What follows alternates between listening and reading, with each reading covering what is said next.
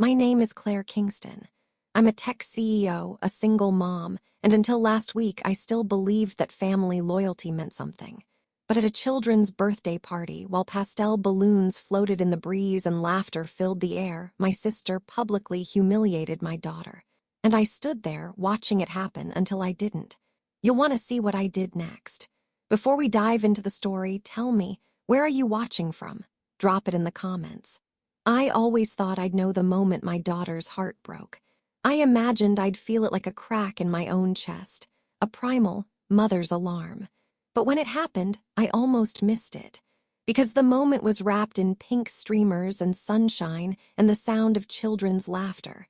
The betrayal came not with blood or bruises, but with jokes. And it came from someone who once swore she'd stand beside me for life. It was a Saturday afternoon in Charleston, one of those overly curated kids. Parties where everything from the cupcakes to the gift bags screamed Instagram perfect. June, my sister, had rented a beachside event space for her daughter's 7th birthday. Picture pale blue cotton candy clouds, a lemonade bar with glittery straws, and a hired magician fumbling through card tricks. Ellie, my daughter, 9 years old and pure light, was supposed to be having fun. But when I finally spotted her, she wasn't at the crafts table or in the bounce house. She was at a side table, alone, her head down. Her dress, a lemon yellow one we'd picked together, looked suddenly too loud for the muted pastel theme. And her eyes, they were red. I was halfway across the lawn before I knew what I was doing. Ellie, I crouched beside her. Baby, what happened? She just shook her head. But the answer came from the squealing laughter behind me.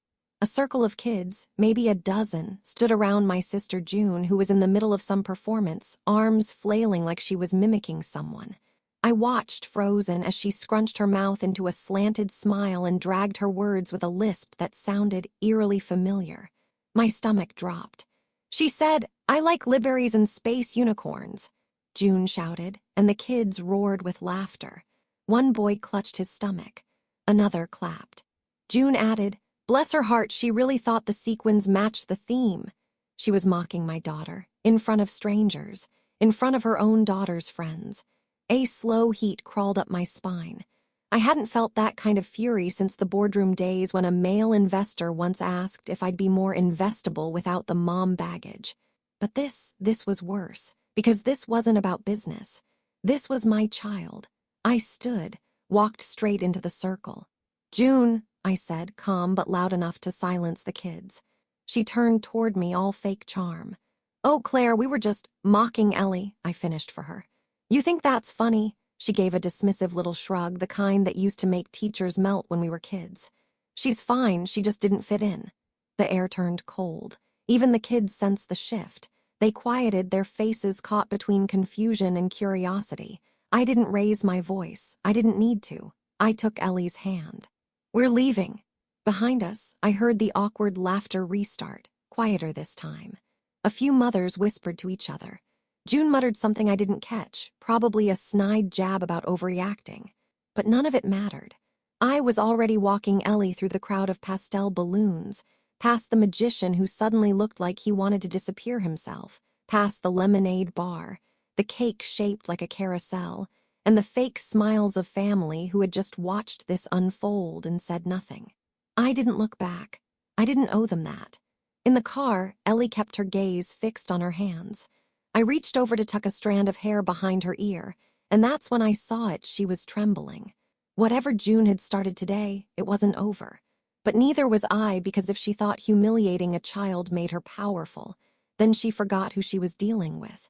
The road home was slick with rain, the wipers swiping back and forth like they were trying to erase the afternoon. Ellie sat in the passenger seat, knees drawn up slightly, her lemon-yellow dress crumpled beneath her as if she were trying to make herself disappear. I kept one hand on the wheel, the other resting gently on her knee. "Ellie," I said softly, "can you tell me what really happened back there?" She didn't answer right away, just stared out the window as Charleston's pastel charm blurred into gray, Victorian porches, dripping moss, the occasional jogger braving the drizzle. I waited. I didn't press. I knew that silence. It was the same one I used to sit in back when June was the queen of cruel games and I still thought being quiet made them stop sooner. Finally, she spoke. Her voice was barely above a whisper.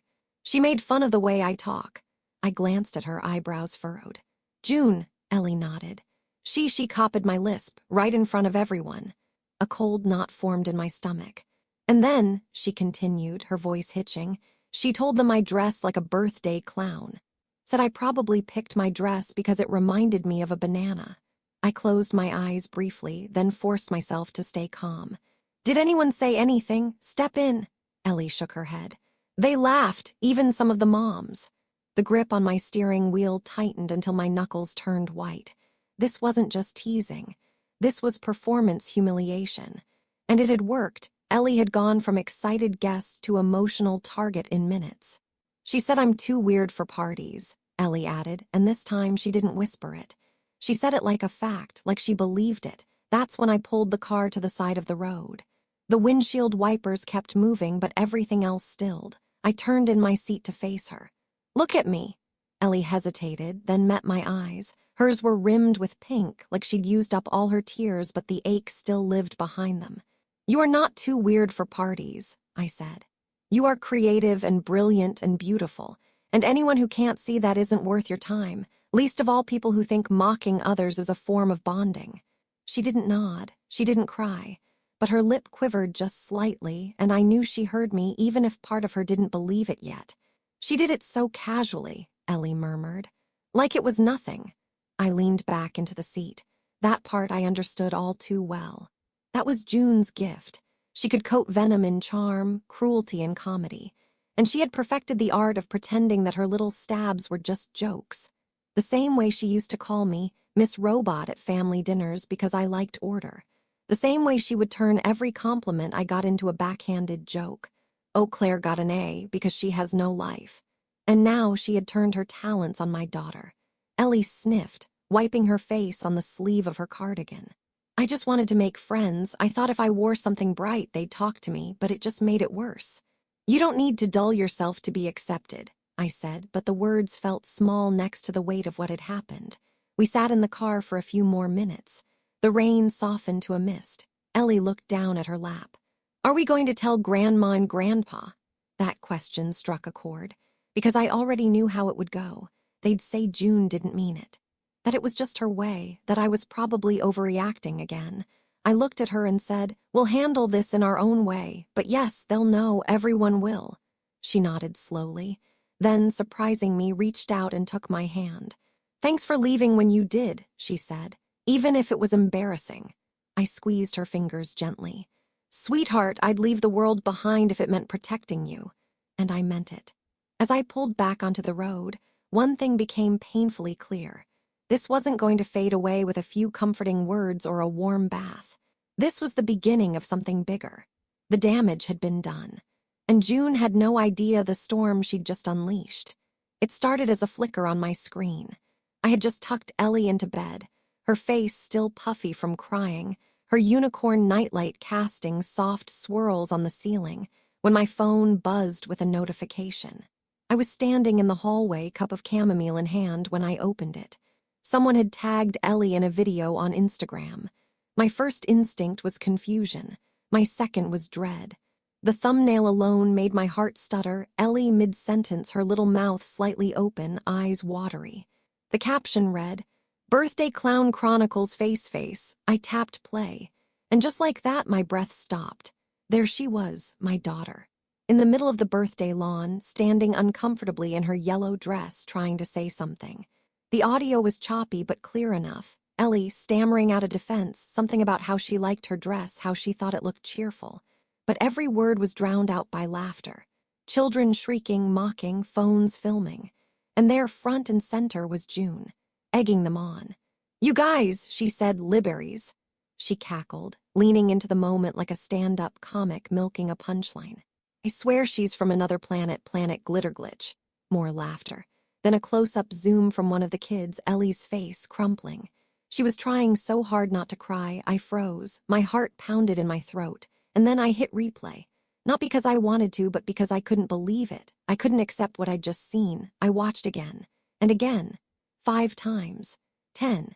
Each time I found a new detail, a smirk from a mom sipping wine in the background, a child recording with her iPhone, June grinning wide like she'd just won an award. I didn't cry. I didn't scream. I went cold. That was always my response. When things went too far, when the board voted to cut my role down in favor of a man they could mentor, when I found out my ex was sleeping with our accountant, I didn't collapse. I calculated. I moved to my home office.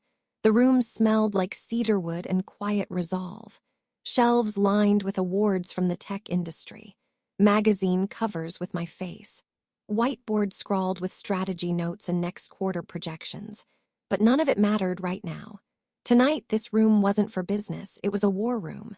I opened my laptop, pulled up the video again, screenshot. Another one, pause, zoom in. The usernames were all visible, kids and parents alike. One of them had nearly 3,000 followers. It wasn't just a one-off joke. It was content. I scrolled further. Someone had reposted it with sound effects. Another with crying laugh emojis. One had added music circus theme. I felt something split inside me. This wasn't just about a party gone wrong. This was public humiliation. And June orchestrated it like it was her personal talent show. I clicked save video, then report, then screenshot every single share I could find, every username, every timestamp. I opened a spreadsheet, started a document, folder title, Ellie Incident Evidence. Each time I saved a file, I felt steadier. Each capture was a brick in a wall I was about to build, one no one could climb over, not even June with her fake charm and endless excuses. I didn't know what I would do with it yet, but I knew one thing: I would not let this pass. My daughter wasn't just teased. She was targeted, and by the very people who were supposed to celebrate her. I glanced up at the awards on my wall. They looked ridiculous now. All those plaques for innovation, leadership, resilience. What good were they if I couldn't even protect my own child? I heard Ellie shift in her room, a tiny whimper escaping into the hallway. I stood, walked to her door, peeked in. She was curled up into a ball, hugging her stuffed octopus, lips moving slightly in her sleep. I stood there for a long time. Then I whispered, "I'm going to fix this." I didn't know how, not yet, but I would, even if it meant breaking every rule I'd ever followed about keeping the peace. Because if June wanted a spotlight, she was about to get one. And this time, I'd be the one holding the camera. I didn't sleep that night. I watched the sun rise from my home office, the Charleston skyline veiled in a soft mist, the harbor glinting beneath clouds like polished stone. I had always loved the view from here. So much ambition had passed through this window. But this morning, I wasn't planning a product launch or merger strategy. I was plotting something far more personal. By noon, I had every piece of documentation in place. Screenshots of the video, a copy of the audio, captions, shares, even a timestamped screen recording that showed June clearly initiating the cruelty, turning the party into a digital circus with my daughter as the unwilling main act. I knew her employer, Edunex Consulting, a mid-sized HR firm that boasted about their commitment to compassionate leadership and inclusive culture. The irony would have been laughable if I wasn't seething. It would be a shame if a company like that failed to uphold its own values. I didn't want drama. I wanted precision, clean lines, no fingerprints, so I called in a favor. "Claire," came the familiar voice on the line. It was Malik, a PR consultant I'd worked with for years, discreet, strategic, brilliant. "I need a tip submitted to Edunex's ethics division," I said without preamble. "Anonymous, clean, I'll send the materials." A pause, then, "Tell me it's justified." She humiliated my daughter in public, encouraged other minors to join in, and now there's video evidence spreading like wildfire. Silence on his end. Then, "I'll draft the letter, anonymous, concerned citizen. It'll land on the desk of their VP of compliance by end of day." I exhaled. "Thank you. No one messes with your family, Claire, not on my watch."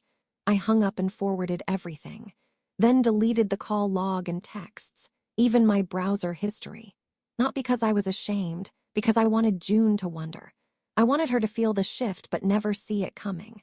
By mid-afternoon, I got confirmation. The complaint had been received. The email was brief, just a forwarded message from Malik. "We take all reports of unethical conduct seriously and will review the materials thoroughly." I could picture the HR inbox lighting up, the executives calling emergency meetings, the damage control already in motion. June would never suspect me. Because I'd stayed quiet. I hadn't posted on social media. I hadn't called her screaming. I hadn't even replied to the party invitation she'd sent weeks earlier. I had simply vanished, and that's what made it effective. Ellie came into my office later, still in pajamas. She looked better, tired but not crumpled. "Mom," she asked, clutching a sketchbook, "can I show you something?" "Of course, baby." She opened the book to a page filled with doodles, stars, gears, a tiny robot wearing a cape. In the center, a girl stood tall on a stage, holding a megaphone. The words above her said, "Be louder than their laughter." I didn't cry. I just pulled her close and kissed the top of her head. "That's powerful," I said. She looked up at me. "I want to be brave like you." I had no words for that. I just held her tighter. 3 days later, June called. I didn't answer. She didn't leave a message.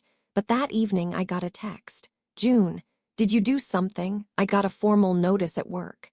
Someone sent the party video to my compliance officer. I stared at it, the corners of my mouth curling into something that felt dangerously close to satisfaction. No idea what you're talking about." She didn't reply. But the next morning, I saw her LinkedIn status change to, "Currently undergoing internal HR review, focused on growth and accountability." I laughed, out loud. Not because I thought it was over, but because the first ripple had landed. June had spent years playing chess with people who didn't know the game. But I did, and this was my opening move. The first time I heard it, I wasn't even sure I'd heard it right. We were walking out of the school parking lot, Ellie's backpack bouncing slightly as she told me about a new science unit. Stars, galaxies, the whole cosmic swirl that always lit her up. For a moment, she sounded like her old self again. Then came the giggles. A cluster of kids near the bike rack. I caught one of them whispering behind a cupped hand. "Insta baby," she said, just loud enough to carry. The others burst into snickers, their eyes darting toward Ellie. I turned sharply. My eyes locked onto the girls. Blonde ponytail, smartwatch. That calculated look I knew too well, one that waited for a reaction like a fisherman waits for a bite. Ellie's voice faltered mid-sentence. Her feet slowed. But she didn't say anything, not even to me. She just climbed into the car and buckled her seatbelt without a word. I waited until we pulled onto the road before I spoke. "Ellie, did you hear what they said?" She stared out the window. "It's nothing." That didn't sound like nothing. A beat of silence. Then she exhaled, sharp and shaky. "It's just what they call me now, Insta baby, because of the video." My throat tightened. "They say that to your face?" "Sometimes." She picked at the hem of her sleeve. "Mostly it's when they think I'm not listening." "Have you told your teacher?" She shook her head. "It's not like they're hitting me or anything, and if I say something, it just makes it worse." God, she wasn't wrong. I'd watched it happen when I was a kid. When someone stood up, the others just learned to whisper better. I reached over, brushing her hair gently behind her ear. "You don't have to handle this alone, Ellie, ever." She nodded, but I could see it in her eyes. She didn't believe that fully. Not yet. That night, I stood in the kitchen watching her at the dining table. She was hunched over a coloring sheet, filling in stars with dull gray instead of her usual rainbow tones. Even the robot she drew looked sad. I emailed the school counselor. The reply came the next morning. "We'll talk to the class about kindness and digital safety. These things tend to blow over quickly." Blow over. My daughter's confidence was evaporating by the hour. I stared at the screen, jaw clenched, then forwarded the message to a therapist I had bookmarked weeks earlier. Someone Maya, my old college friend, had recommended. Dr. Levine. Specializes in child psychology, resilience after peer bullying, and something called social recovery strategies. Her office called within an hour. They had a cancellation for Friday afternoon. I booked it. When I told Ellie about the appointment, she looked hesitant. "I'm not broken," she said quietly. I knelt in front of her. "Of course you're not, but sometimes strong people still need someone to talk to." She didn't answer, but she didn't say no. By Friday, the whispers at school had spread like a slow poison. A teacher mentioned she'd noticed Ellie spending recess alone. Her seat in the lunchroom had become a revolving door. Some days she sat with the quiet kids, other days she didn't eat at all. That afternoon, we walked into Dr. Levine's office. It was warm and softly lit, the walls painted in ocean blues and sage greens. Ellie fidgeted at first, but the doctor spoke to her like she was a person, not a patient. By the end of the session, she'd talked. Not a lot, but enough. And when we got home, she drew again. A girl standing under a storm cloud, holding up an umbrella with lightning bolts painted on it. I didn't ask what it meant. I knew. That evening, I called my parents. I shouldn't have. But some part of me still hoped they'd say the right thing. Offer to talk to June. Offer to support Ellie. Instead, my mother sighed and said, "Claire, it was a party, a few jokes. June didn't mean anything by it." "She mocked a child," I snapped. "She didn't hurt anyone." "Yes, she did, you just didn't see the bruises." A pause, then my father's voice joined the line. "Claire, maybe you're projecting. You and June have always been competitive." I felt my jaw clench. "This isn't about me and June. This is about my daughter being humiliated. In public, on camera." My mother's tone turned sharp. "You always exaggerate things." And there it was, the script. The same one they'd used for years. I hung up before I said something I couldn't take back. Then I looked at Ellie's drawing again. Storms, umbrellas, lightning. No, she wasn't broken. But she was weathering something no child should have to. And I was done asking for backup from people who never showed up. Progress comes slow, like a hesitant tide. Sometimes in the quiet moments I think we're getting somewhere, like when Ellie says good morning without me prompting, or when she hums while brushing her hair. Tiny things, almost invisible. But after what we've been through, I count them like miracles. Other days, she's a ghost of herself. She still goes to school, still brings home her folder of math homework and half-eaten snack bags. But she doesn't draw anymore. Not colorfully, at least. Not with the wild galaxies and glittery alien worlds that used to spill from her imagination like confetti. Her sketchbook now lives shut on her bookshelf, untouched for days. She no longer asks to go to robotics club or to the weekend science museum workshops. She told me it was just too much. When I offered to come with her, she just shrugged. "It's fine. I just don't want to anymore." She doesn't cry as much now. That's what scares me the most. Dr. Levine said the sessions were working in slow increments. That emotional trauma, especially social humiliation at this age, sometimes took longer to surface than to bury. That Ellie was still processing.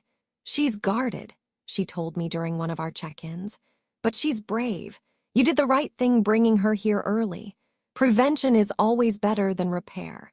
Still, some days I wonder if I did enough soon enough. Other nights, I lie awake with a fist in my chest, wondering if something inside her has gone permanently quiet. The weekend came. Against my better judgment, I packed Ellie into the car and drove us to my childhood home for Sunday dinner. My mother had insisted. She said it had been too long.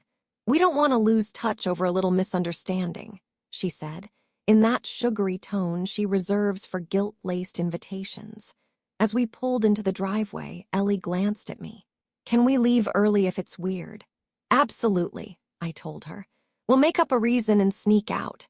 That made her smile, barely, but enough. Inside, the house was exactly as I remembered. Same polished wooden floors, same framed photos on the mantel, most of which June had curated, her wedding, her daughters, her perfectly staged beach vacations. Not a single photo of Ellie or me, just like always. We sat down to dinner. Roast chicken, green beans, potatoes. My mother moved like a choreographed host, placing dishes, pouring wine. My father watched sports highlights on low volume from the living room. For the first few minutes it was normal. Then the conversation turned. "I heard from June this week," my mother said as she passed the salt. "She's having a rough time at work. Apparently someone filed a complaint." I said nothing, just cut into my chicken. "She's worried," my mother continued. "About her job, about her reputation. This kind of thing can really hurt a woman's career." "Good," Ellie muttered, barely above a whisper. My mother blinked. "Excuse me." Ellie's fork dropped. "She made fun of me, she laughed at me, she made everyone laugh at me." My father looked uncomfortable. "Ellie, sweetheart, I'm sure your Aunt June didn't mean any harm, it was just a joke." "She said I looked like a banana," Ellie snapped. My hands froze on my napkin. I turned to my parents. "You see, this is what she's been carrying. It's not just a joke to her. It wasn't funny, it was cruel."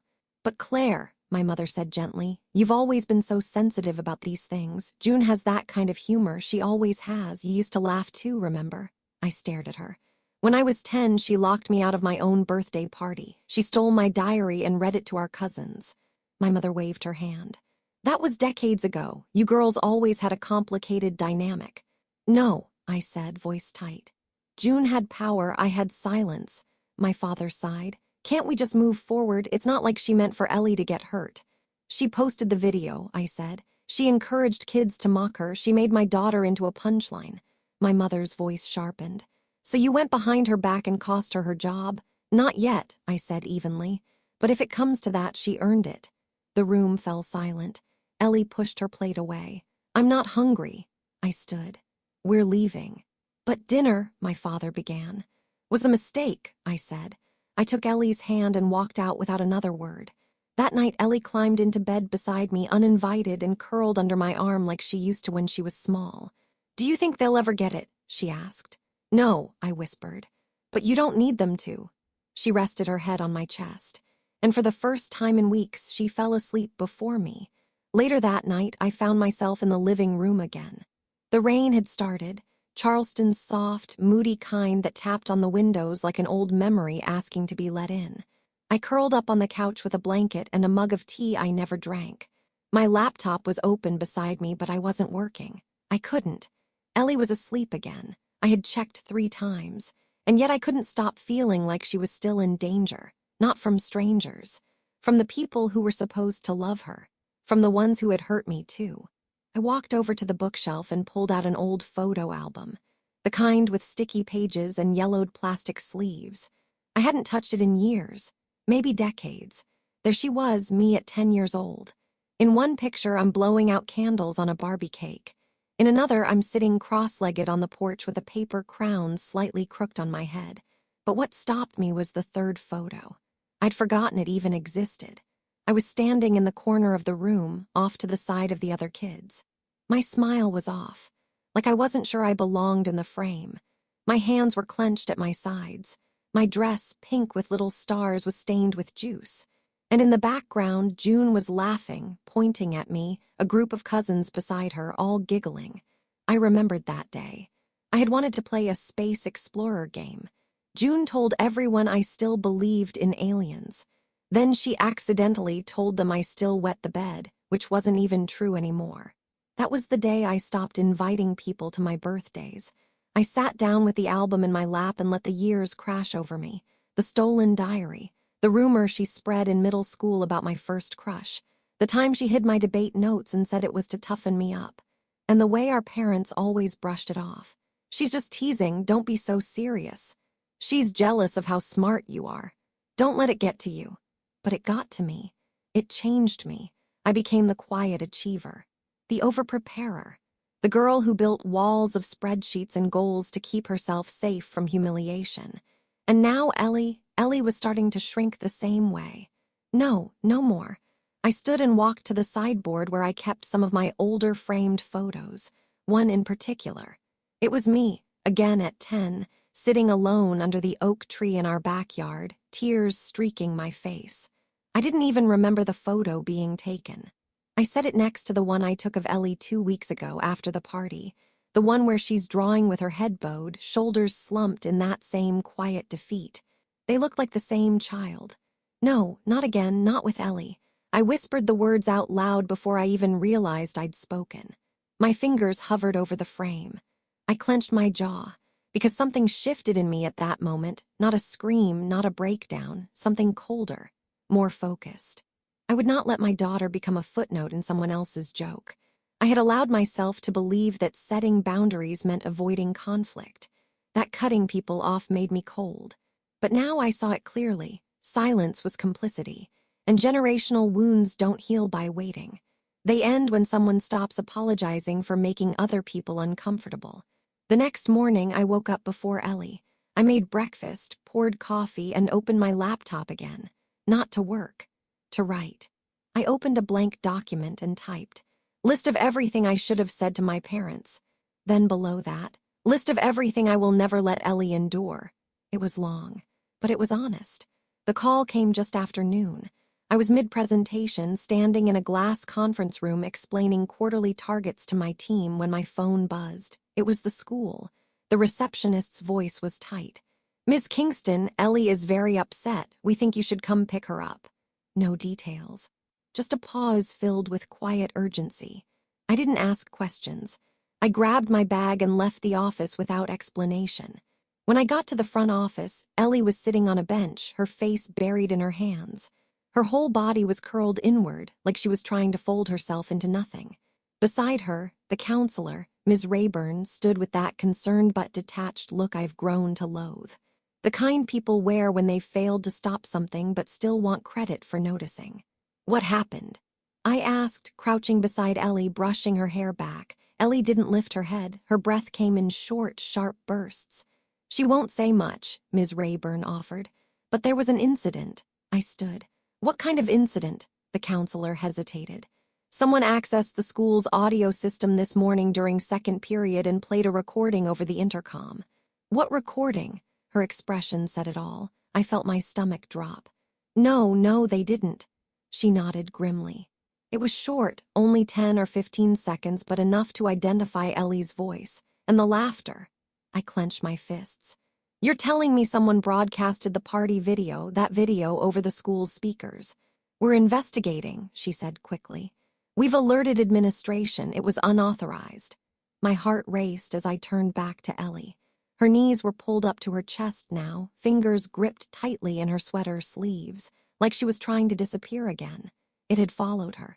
Even after everything, therapy, boundaries, warnings, it had followed her here, into the one space that was supposed to be safe. "Let's go, sweetheart," I whispered. Ellie didn't speak the entire drive home. That night she barely touched her dinner, barely moved. At bedtime, she stood at her doorway, staring at the floor. "Mom," she said softly, "I feel like I can't trust anyone." Her voice cracked on the last word. My throat tightened. "I keep thinking they're all laughing behind my back, even if they're nice to my face." I reached out and pulled her into my arms.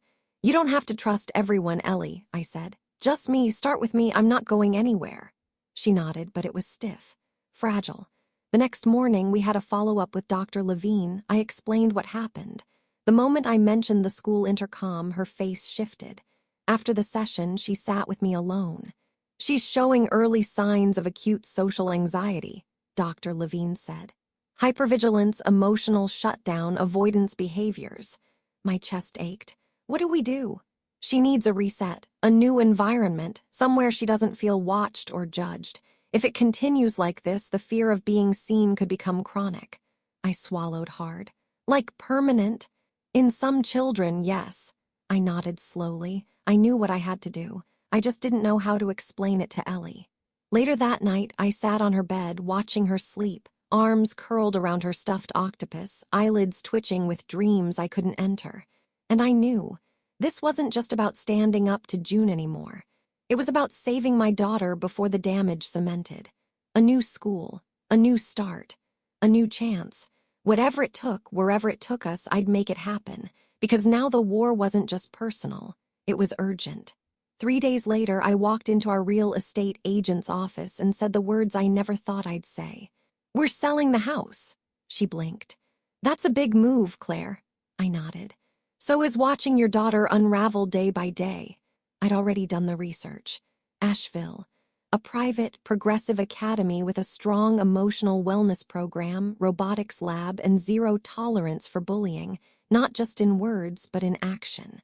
I had spoken with the head of school, observed a virtual tour, even checked the security policies. It was clean, structured, thoughtful.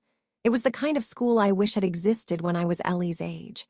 I submitted the transfer application that same afternoon. Within a week, it was approved.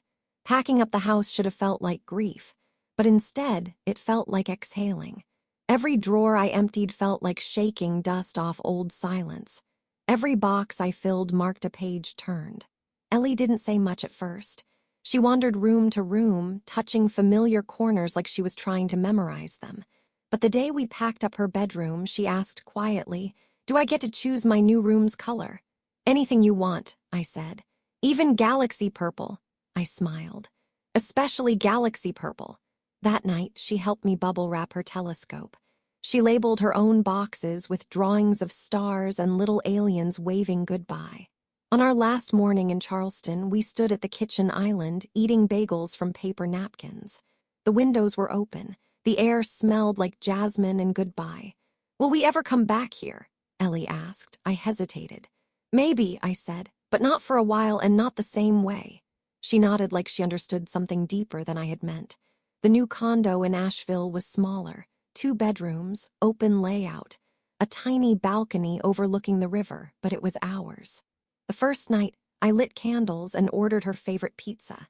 She wandered the rooms like she was meeting them for the first time, knocking on walls, peeking in closets, standing barefoot on the cool new floors. "I like the sound it makes," she said, hopping slightly. The next morning, we stood in front of her new school, modern brick, sunlit hallways, bright murals drawn by students. She held my hand tight. "Do you think they'll like me here?" I knelt down, eye level. "I think they'll be lucky to know you." She didn't answer, but she walked in with her head a little higher. That afternoon, when I picked her up, she slid into the front seat and exhaled. "One girl said she liked my socks," she said. "That's a good start," I replied. She wasn't even kidding. I smiled. That night, for the first time in a long time, I slept without waking in a panic. No more worrying if she'd face laughter tomorrow. No more watching her flinch at shadows I couldn't fight. Just peace. And a soft scent of new beginnings. The story broke on a Wednesday morning. I was sipping coffee on the balcony, sun just peeking over the Blue Ridge Mountains, when my phone buzzed. A news alert from a regional outlet I used to work with in my early PR days. "Exclusive. HR manager at Edunex under fire for offensive comments in internal chats." I clicked it. And there it was, June's name, bold as daylight. The article was scathing. A whistleblower had leaked screenshots from a private employee group, chat where June and a few coworkers joked about oversensitive kids and snowflake parenting. But what caught my eye was a comment in her exact phrasing. "Imagine needing therapy over a birthday party. Maybe mommy should have given her a spine instead of a sparkly dress." There was no denying it. No context to rescue her. No sarcasm she could claim was misunderstood. She had written those words about my child. About Ellie. I stared at the screen, my hand tightening around the mug until I realized I'd cracked the handle. That afternoon, the phone rang again, my mother. I debated not answering, but I was curious. "Claire," she said, skipping any greeting, "have you seen the news?" "I have." Her voice dropped. "This is serious. June might lose her job." "She should. She has children." "So do I." There was silence on the line, then softly, "We didn't know how bad it was." I didn't respond, because they had known. Maybe not the extent, maybe not the screenshots, but they knew June had hurt Ellie, and they chose to call it a joke. "She says it's being twisted," my mother added, desperate. "No one twisted her words. She typed them herself in a professional chat." Another pause. "She's scared." "She should be." "Claire, no," I cut in. "You don't get to guilt me now. You chose her. Every time you excused her. Every time. This is what that protection bought you." The silence this time wasn't awkward. It was heavy, weighted, true. The family dinner was already planned. A cousin's reunion back in Charleston. I hadn't RSVP'd. I wasn't planning to attend. But when the headline broke, I knew I had to be there, not for closure, for confirmation. I wore a dark green dress. No makeup, just presence. When I entered the room, conversations dulled. Heads turned. And then there she was, June, sitting at the far end of the table. Pale, smaller somehow. Her hair pulled back too tight. No lipstick. Laughter. Our parents sat beside her, equally silent. Someone cleared their throat. "Did you see the news?" "Yes," June said quickly. "It's all taken out of context." I walked to the table, leaned down just slightly, and placed a folded copy of the article in front of her plate. "Your context is printed in black and white." She didn't look at me, didn't speak, but her hands shook as she pushed her fork aside. The room went still. No one defended her this time, not even our parents. Because the evidence was undeniable, and they finally understood June wasn't just a bully in childhood. She had made a career out of cruelty disguised as professionalism. I didn't stay for dinner. I didn't need to. As I stepped outside, I felt something uncoil in my chest. I had spent most of my life watching June get away with things, but not this time. She had lost her job, her title, her mask. Even if she still had a house full of wine-sipping enablers, she didn't have my silence anymore. The voicemails started on a Monday. First it was 1, then 3. By Friday there were 11. "Claire, it's me, I need to talk to you." Another, "I know you're angry, okay, but can we please just talk like sisters?" And then the one that finally made me hit pause on my morning emails. "You've destroyed me. I'm begging you, just call me back." I played it twice, not because I needed to hear it again, but because I needed to believe it was real. That June, so smug, so invincible, so endlessly untouchable, had finally been stripped of the illusion she wore like armor. I didn't answer any of the calls, I didn't owe her that. But I thought about what she'd taken, not just from Ellie, but from me. The years of small humiliations, the way she'd hijacked holidays with her loud laughter, interrupted me mid-sentence at family dinners, turned every room into her spotlight, even if it meant dimming mine. When I finally stood up, finally pushed back, she had the audacity to cry victim. I stared at her last message, the one she sent just after sunset. "Please, I have nothing left." I could have replied with the truth, good, but I didn't need to scream. I didn't need vengeance anymore, I needed peace. So I typed only 5 words. "Ellie cried for 6 months. I hovered over send. And then added one more line, "You'll survive." Then I hit send and blocked the number. That should have been the end. But families, as I've learned, rarely go down quietly. The next day I got a call from my father. "We need to talk," he said, his voice heavier than usual. "It's about your mother and me." I waited. He cleared his throat. "With June out of work, she's moved back in temporarily. Things are tight." I said nothing. He pressed on. "She told us you're cutting off support." "I am. You know that affects us too." "I know, and you're okay with that." I took a slow breath. 30 years, I said quietly. "I've been paying for harmony in a house that never protected me. I'm done buying peace with silence." "She's your sister, Claire." "She's Ellie's aunt, and she publicly mocked her, encouraged others to do the same, and then tried to bury it like it didn't matter. She's not owed forgiveness. She's owed consequences." He didn't respond, and for once I didn't rush to fill the silence. "I hope you're both okay," I added finally, "but I won't fund dysfunction anymore." Then I hung up, and just like that the last thread snapped. The quiet that followed wasn't empty, it was sacred. No more texts trying to keep the family together. No more being the buffer between June's ego and everyone else's comfort, just space. Breathable, clean space. A week later, Ellie came home from school humming. She dropped her backpack, flopped on the couch, and said, "Guess what?" "What?" "My teacher asked me to join the school's robotics team. They need someone who's good at gears and coding." I smiled. "That sounds like someone I know." She shrugged, but her cheeks flushed pink. I said yes. I sat beside her, brushing her hair back behind her ear. "I'm proud of you," I said. She looked at me. "Does it make me weird that I like robots more than cheerleaders?" "Sweetheart," I whispered, "it makes you you, and that's perfect." Later that evening, I pulled out my old journal, the one I kept tucked in a box in my closet, filled with years of thoughts I'd been too afraid to say out loud. And I wrote one last entry. "She cried for 6 months. You'll survive." Because now I'm done surviving. I'm living. And I'm not looking back. It was a Thursday morning in early spring. The kind of morning where the light feels soft on your skin and the breeze smells faintly of fresh-cut grass and wood smoke. I stood in the back of the school auditorium, half hidden behind a row of proud parents, clutching a coffee that had long gone cold. On stage, Ellie adjusted the microphone. She was wearing her favorite purple cardigan, the one with the tiny stars on the sleeves.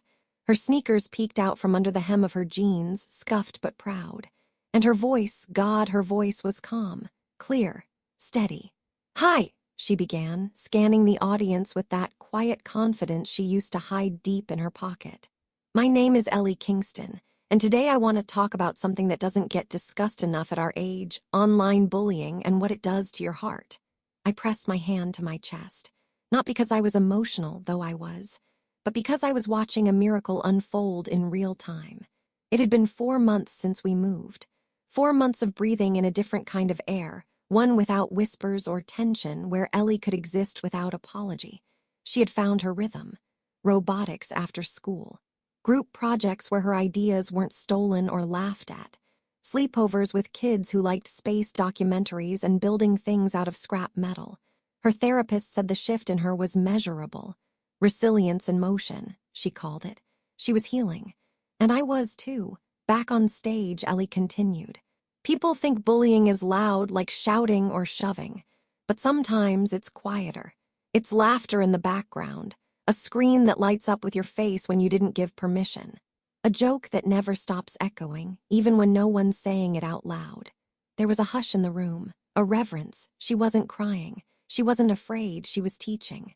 I used to think it was my fault, that if I were less weird or more quiet or dressed a certain way, it wouldn't happen. But I know now that wasn't true. The problem wasn't me. The problem was silence.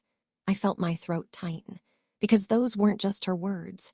They were echoes of every late-night conversation we'd had in whispers. Every therapy session. Every moment she cried herself to sleep and I promised her it would get better. She was standing in her truth and I was standing in awe. After her talk, the kids clapped. Not out of obligation, but with energy. Some of them even stood. Ellie looked stunned at first. Then she smiled, wide, unfiltered. The way she used to when she was little, twirling in socks on the kitchen floor. As she stepped off the stage, she locked eyes with me.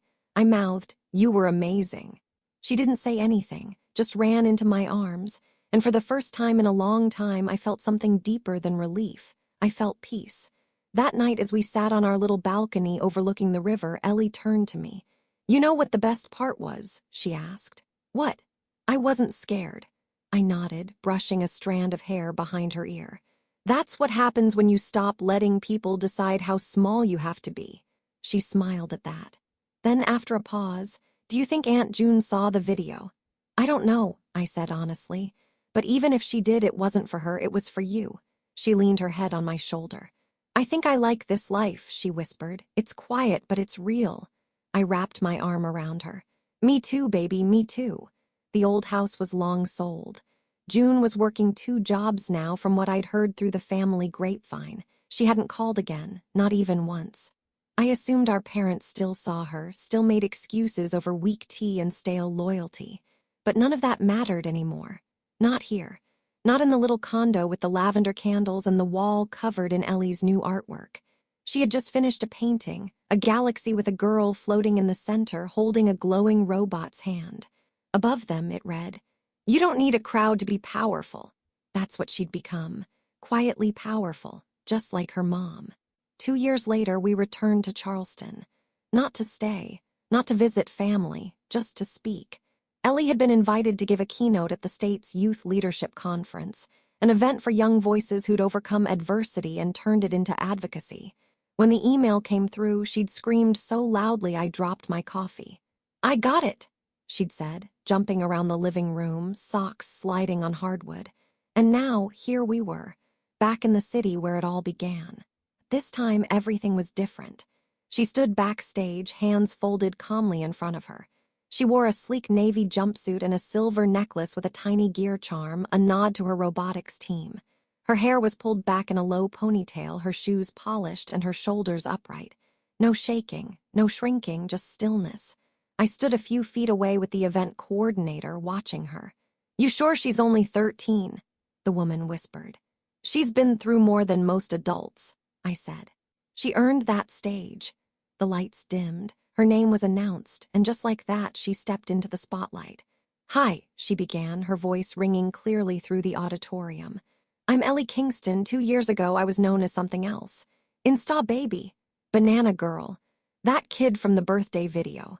A ripple of surprise moved through the audience. She smiled, not nervously, purposefully. "I was mocked online by people I didn't even know, at school, on social media, even by adults. I started to believe the things they said about me, that I was weird, that I didn't belong." She paused, letting the silence settle, then continued. "But one day my mom sat me down and said something that changed everything. She said, 'The people who protect your silence aren't your family, the ones who defend your voice are.'" My throat clenched, because I'd forgotten I'd said that, but she hadn't. I decided that day to stop apologizing for being different, to start using my voice for people who don't know how to use theirs yet. A few people in the crowd leaned forward, others nodded. "I'm here today to remind every young person your weirdness is your weapon, your voice is your shield. You don't have to change to be accepted. Sometimes you just need to change where you're standing." Applause began slowly, then grew, until the whole room was clapping, not politely, Fiercely, Ellie beamed. A full, proud, unflinching smile. Afterward, a few kids came up to her. One asked for a selfie. Another asked how to start a school club about digital safety. She answered them all with grace far beyond her years. As we walked out to the parking lot, the sky painted in gold and rose, she turned to me. "Do you think she saw it?" She didn't need to say the name. I shrugged. "Maybe. Does it matter?" "No," she said. "Not anymore." I looked at her then, really looked. Not as a girl who had been broken and rebuilt, but as someone whole. Standing on the bones of everything she had overcome. She wasn't just my daughter anymore. She was her own legacy. Back home, she hung the conference lanyard on her wall right above her painting of the Galaxy Girl. Below it, she added a new sticky note in purple ink. "Don't dim to fit in. Shine loud." The cycle was broken. Not with revenge, with resilience. I still get voicemails from time to time, from my mother, from old cousins asking when we'll visit again. I don't answer. Not because I'm bitter, but because some chapters don't need revisiting to be resolved. They just need to be closed. And ours finally is. Now our mornings start with coffee and cosmic trivia. Ellie's building her own app to track online kindness in school networks. I hike the trails near the river and laugh louder than I used to. Sometimes healing doesn't look like a grand finale. Sometimes it's just this: a girl in a Galaxy cardigan, a woman who finally stopped apologizing, and a home where the silence is soft, not because it's forced, but because it's safe. If this story meant something to you, I'd love to hear why. What part stuck with you? What did it make you think about?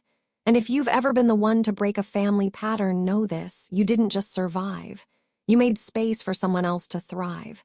Thank you for listening. This was Claire Kingston's story, and it's just the beginning.